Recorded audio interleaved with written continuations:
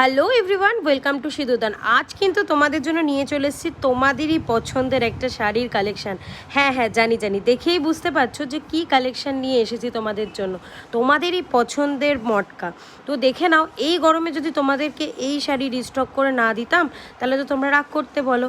আর তোমাদের সুমি কখনোই চায় না যে তোমরা রাগ করো, তাই জন্যই তো গরম পড়তেই নিয়ে চলে এসেছি তোমাদের জন্য এই কালেকশানটা। কালারগুলো জাস্ট দেখো, আর কোয়ালিটি নিয়ে তো কোনো কথাই হবে না। অসম্ভব সুন্দর কালার কম্বিনেশানগুলো, পাড়ি ডিজাইনগুলো খুব ভালো করে দেখে নেবে, কারণ সব কটা কিন্তু সেম নয়।